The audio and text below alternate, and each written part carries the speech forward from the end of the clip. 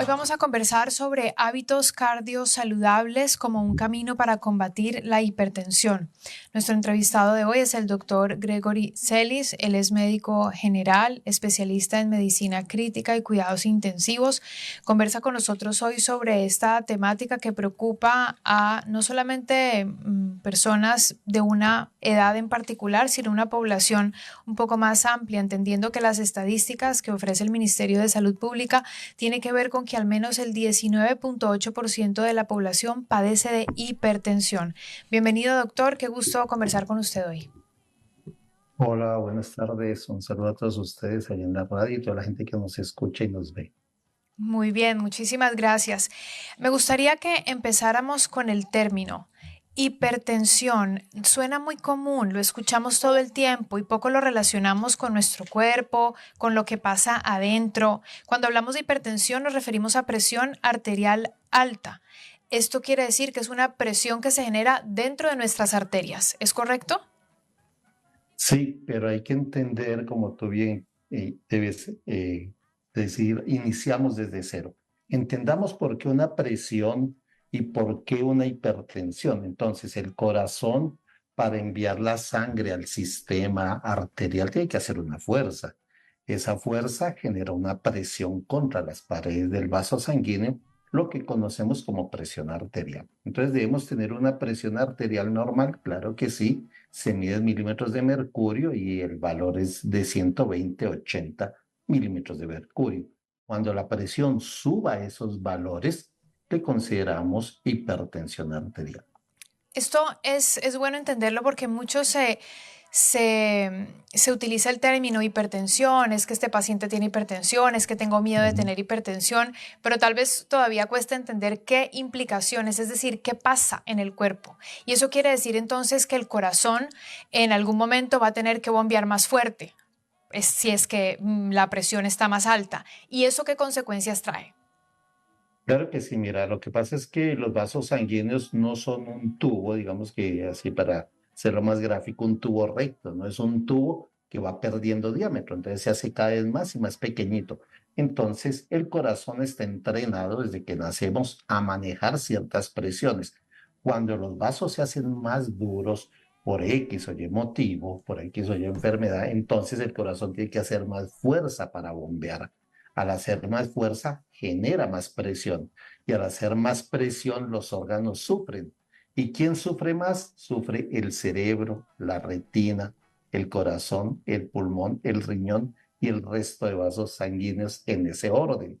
Entonces, el cerebro es uno de los que más sufre con una presión arterial alta. Por eso las personas que tienen hipertensión, una de las cosas que más empiezan a mostrar es olvido de las cosas.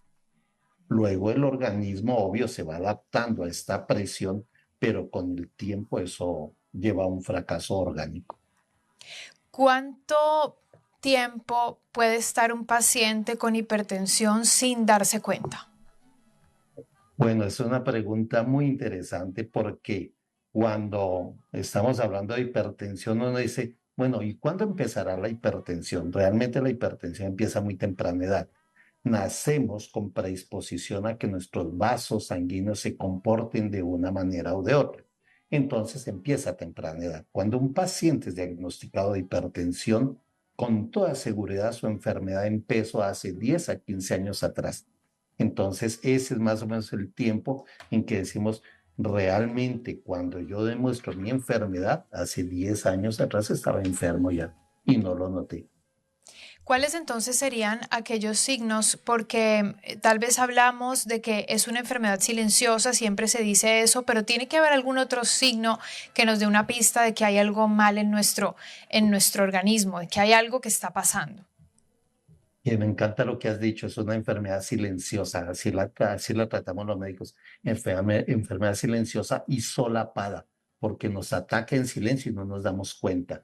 Esta enfermedad tiene muchos signos y síntomas, por ejemplo, cefaleas, dolores de cabeza muy intensos que vienen y se van. Estos dolores de cabeza generalmente son expansivos. La gente dice, uy, siento que se me estalla la cabeza. Entonces es una forma de notarlo.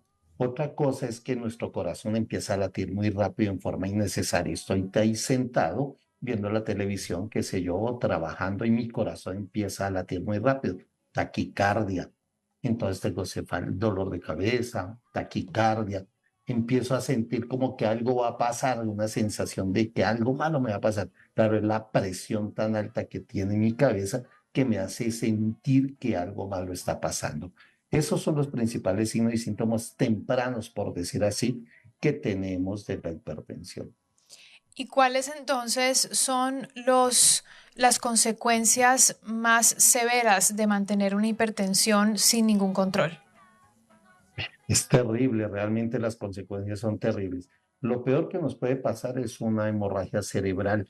Todo el mundo le llama derrame cerebral. No es el término técnico, pero aceptémoslo, que la gente lo diga así es importante para hacerlo más sencillo y comprensible. Hay una hemorragia cerebral por hipertensión, se me rompe un vaso sanguíneo en la cabeza, ¿ya? Esa es una de las cosas. La otra me puede llevar a un infarto cardíaco.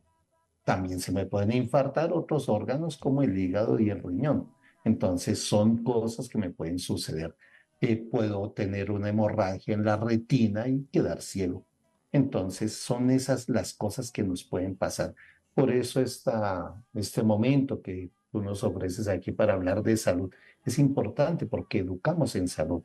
La cosa aquí es entender que la enfermedad existe y que a cualquiera de nosotros, no hay distinción de edad, sexo, raza, género, no existe eso.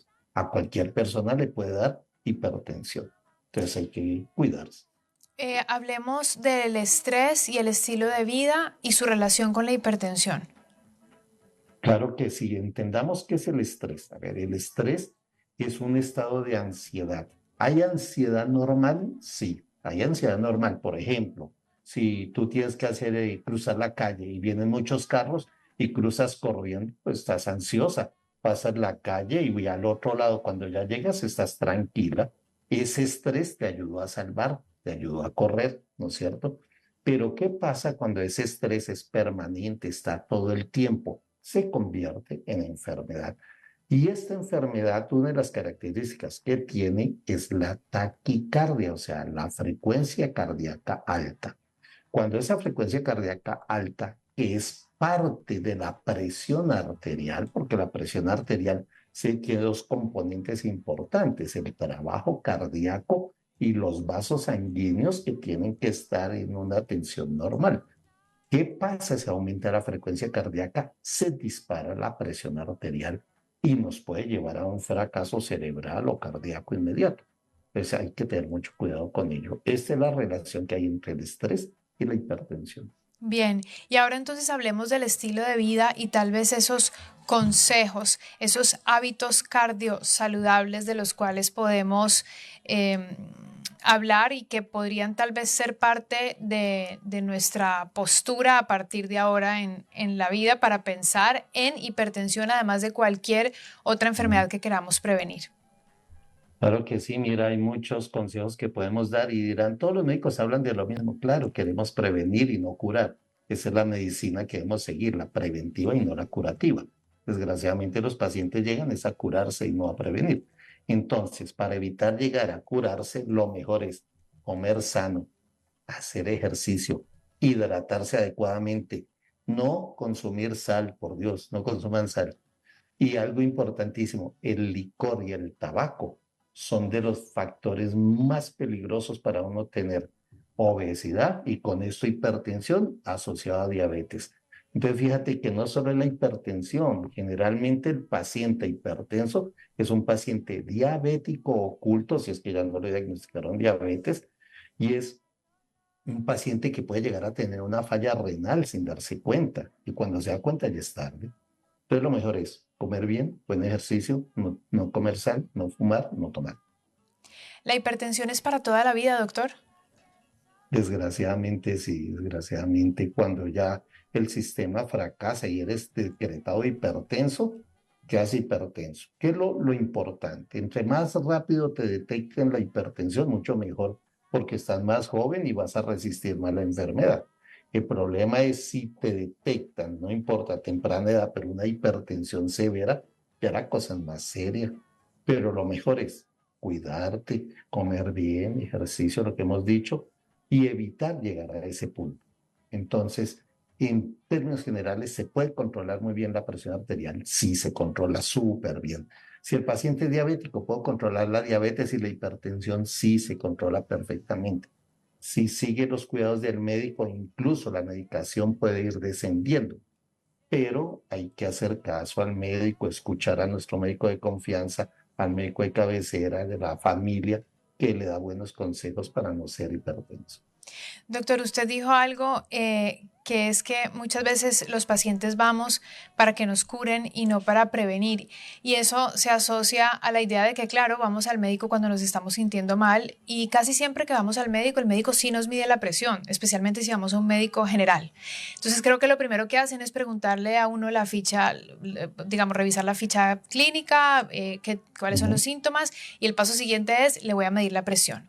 Y digamos que eso pase, no sé, cada 6 meses, cada año, si es que uno es muy saludable, pero ¿cuál sería entonces la recomendación? Siempre nos hablan de no automedicarnos, pero por ejemplo, autorrevisarnos, automedirnos la presión, ¿podría ser una recomendación válida o no? Sí, sí, es muy válido lo que tú dices, ¿no? Hay gente que tiene un tensiómetro en la casa, pero no gano nada con tener el tensiómetro en la casa si no sé usarlo y no sé interpretarlo. Entonces, compre el tensiómetro y aproveche y visite a su médico y él le va a enseñar a interpretar y a usar el tensiómetro, ¿no es cierto? Eso es importante, educación en salud. Pero hay que tomar en cuenta algo. Mira, si nosotros tenemos dinero para hacer una fiesta en la casa por X o Y motivo, ¿por qué no invierto un poco y voy al médico? Incluso es gratis en el Sistema Nacional de Salud. Va al centro médico y el médico le revisa sin gastar un centavo. Si nosotros cuidamos tanto nuestro vehículo, que eso sí lo llevamos fijo, apenas llega a los 5.000 kilómetros, salimos corriendo para que al carrito no le pase nada. Porque no hacemos lo mismo nosotros con nuestro cuerpo. Digamos, ya digo, son 6 meses que no voy al médico. Entonces aprovecho, voy al médico un momentico. Además, llevo el tensiómetro y me lo enseña a manejar y me hago el control. Entonces habría dos motivos, ¿no? El primero, mi salud, y el segundo, aprender a manejar el tensiómetro. Entonces sería buena opción para ir al médico por lo menos 2 veces al año. Con nuestra condición de vida, antiguamente se hacía una vez al año. Ahora es mejor 2 veces, porque comimos mucha comida chatarra, tenemos una vida social muy activa, entonces mejor sería ir al médico por lo menos 2 veces al año.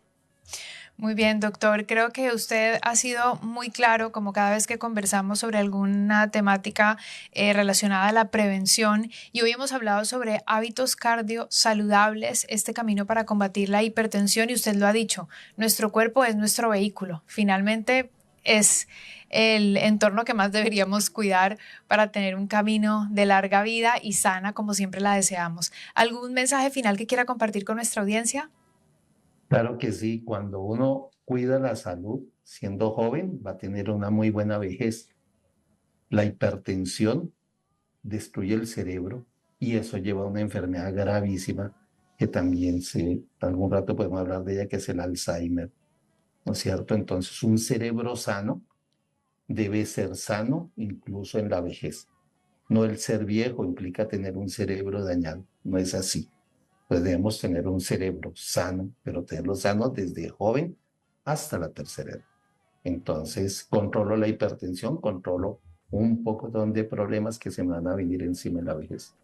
Muy bien, muchísimas gracias al doctor Gregory Celis, médico general, especialista en medicina crítica y cuidados intensivos. Le agradezco compartirnos este conocimiento hoy y a futuro también espero poder continuar hablando sobre otras temáticas que estén relacionadas a la prevención. Claro que sí, sabes que es con todo gusto porque por tu medio ayudamos a la gente y créame que si salvamos una persona con esta entrevista, tuvo un buen objetivo esta entrevista. Totalmente de acuerdo.